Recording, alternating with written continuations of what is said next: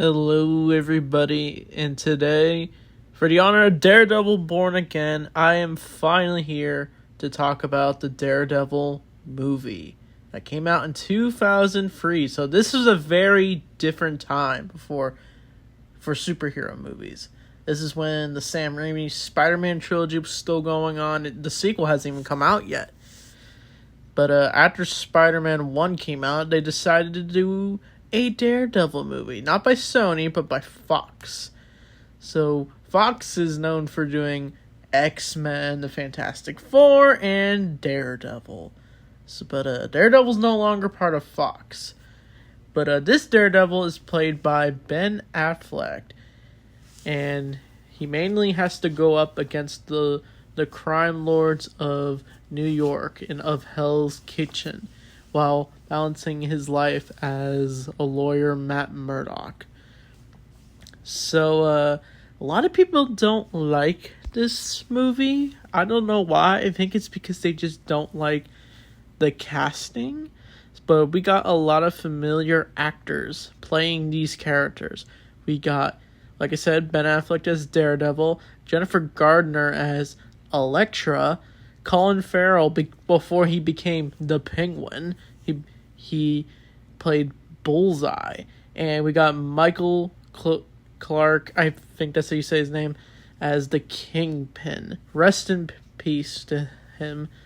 But so far for this movie for me, it honestly is not my favorite Marvel movie, but I don't think it's as bad as people like to make it. But this is definitely not my top superhero movie.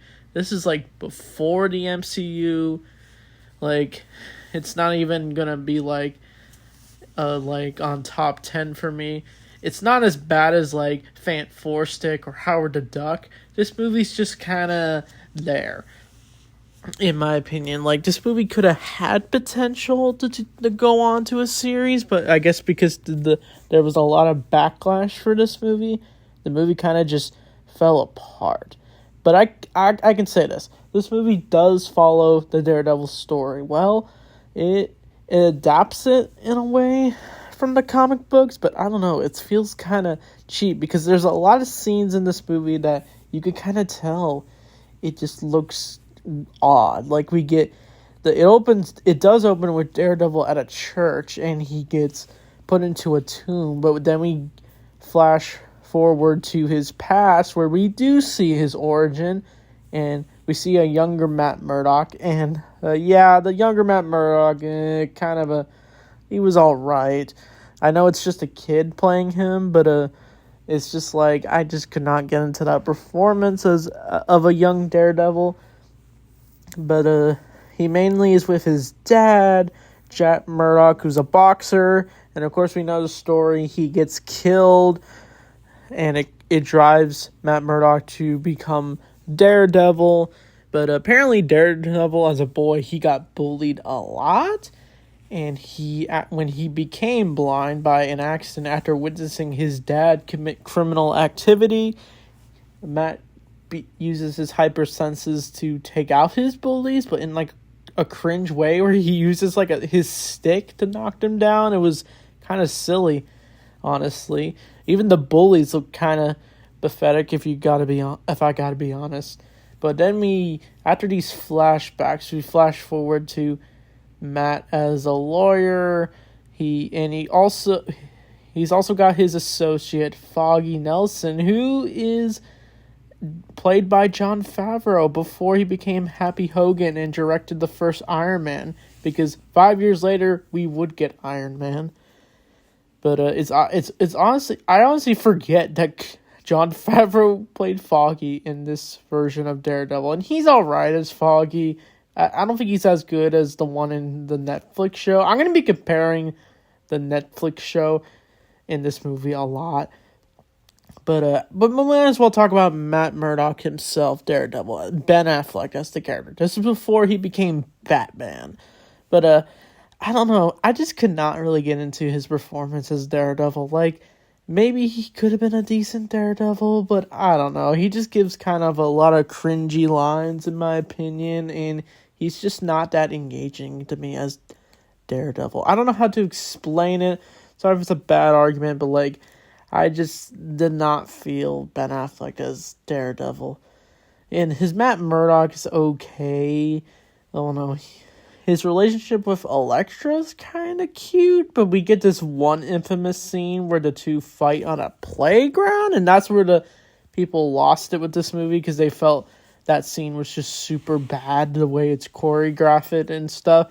The scene was fine, in my opinion, but I mainly just kind of want to see Matt Murdock just take down some bad guys. And he kind of does. And I don't know, people say he doesn't kill in this movie, but apparently a guy gets run over by a train in this movie. And I don't know, is that murder or what? Because Daredevil doesn't kill. I know he doesn't in the show. He accidentally kills somebody in the show.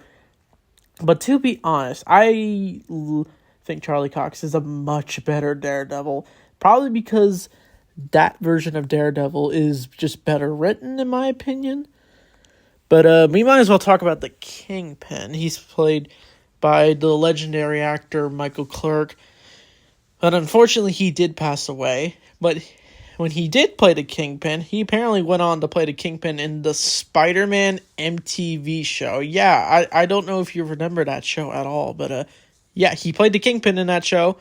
And also in this movie. So some people are suggesting that this movie and the new animated series are in the same universe, so I don't know, or it's just a variation. And he even went on to voice Kingpin in that show, and some people are even saying that show is part of the Raimiverse, but I don't know, that's a whole other loophole. But honestly, I think these are all just separate things, and it just happens to be a coincidence. But him as the Kingpin, he's actually a pretty decent Kingpin. Like, he definitely looks the part for Kingpin. And you definitely feel the intimidation factor when it comes to him. Like, he is a crime boss who's doing bad things. And it turns out he's the one that killed Matt Murdock's dad. But the main thing about this movie is he hires Bullseye to take out Daredevil and Elektra for his crime boss gig.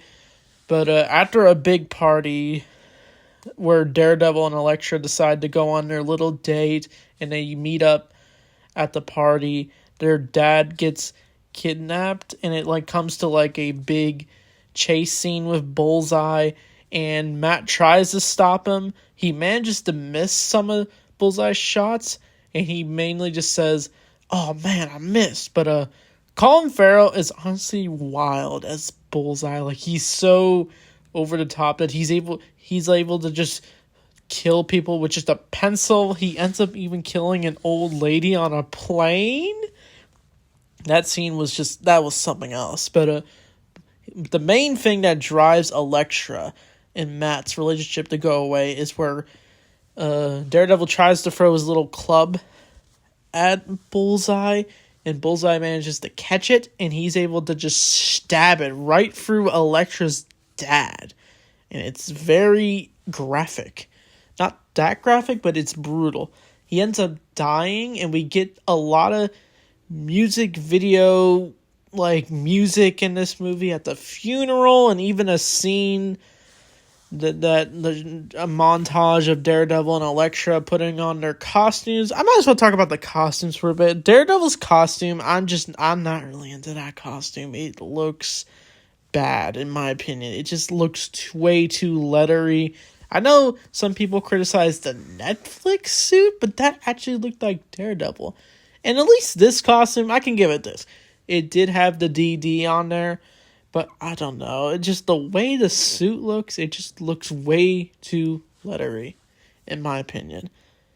But Daredevil manages to fight Bullseye at the church where we last left off in the movie. Daredevil's able to get his wounds healed thanks to the father. Since, in the comics and the Netflix show, Matt Murdock is a Catholic, so he's able to confess his sins, and that's what he does in the movie. But his final stance of Bullseye, it's actually somewhat of a decent fight. Like, he ends up throwing a bunch of things at Daredevil, and he manages to dodge it. But he's able to get a squad team with the help of Ben Urlich, who's also in this movie, the news reporter. He ends up finding a way to get Bullseye shot through the hands, and he ends up throwing him out a window, and it's like super over the top. But earlier in the movie, where drives Matt Murdock even more, is we get the iconic where Elektra battles Bullseye, and she ends up getting stabbed through the chest by Bullseye. And that's where we do get the final showdown in the church with Daredevil and Bullseye. But Elektra's death was brutal. Like, she just gets stabbed. But I could say this. I definitely kind of prefer Jennifer Gardner as Elektra than the one in the Netflix show. I don't know. I don't know why, but somehow Marvel's just not gotten Elektra right in live action. The comic book version, they even did wild things with that character in that version, but that's a different story. But Daredevil's final showdown is with the Kingpin. It's actually a pretty decent fight. I actually kind of like it. I love how Daredevil manages to knock the Kingpin down by just like snapping his legs, causing the Kingpin to just scream. And he ends up finding out Daredevil's identity by taking his mask off, and he's like, "Oh, the blonde lawyer." But Daredevil manages to take down the Kingpin at his tower to finish off the main bad guys for this movie. And Daredevil goes into the night. He even gives this one cringe line I don't like, is where Daredevil says, "Oh, tell the cops that a blind man took you down." So yeah, that line just did not work for me at all. It just sounded ooh. But Daredevil manages to get away, and he continues on with his life as Matt Murdock, and that's Daredevil 2003. So this is definitely a movie that was definitely different for its time. This is when, like I said, when X-Men was coming out, Spider-Man was coming out. But it would have been interesting to see these characters cross over. But apparently this story was just kind of a mess. Just a lot of weird action and over-the-topness and just a lot of stuff they want to shoehorn into one movie. That's mainly the main issue with this movie. It's just too much going on. They did do a director's cut of this movie, which is like 30 minutes, making it a 2-hour movie. I've not watched it, but if you have, you can comment it below. But I can at least respect that they did know the source material of Daredevil. I can give that movie that. So yeah, there are some things that I do like about this movie, and there's some things that just did not work for me at all for this movie. So I'd probably give Daredevil a 6 out of 10. So like I said, I don't think it's the worst superhero movie out there. But yeah, it's not the most memorable in my opinion. But I'm excited for Daredevil Born Again and to meet Charlie Cox's Daredevil. But I'm going to review Daredevil Born Again once it comes out. I'm going to try my best to review it. So anyway, thanks for watching. I'll see you all next time.